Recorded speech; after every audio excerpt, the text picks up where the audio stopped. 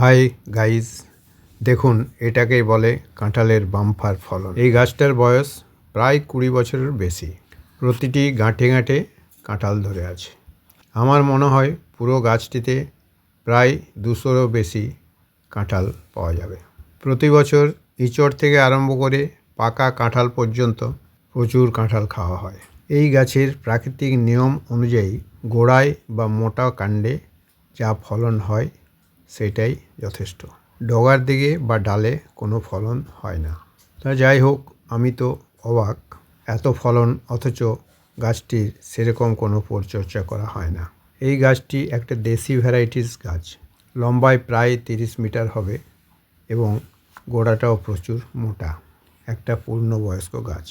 এর ইংলিশ নাম জ্যাকফ্রুট এবং বৈজ্ঞানিক নাম অটোকার্পাস হেটেরোফাইলাস।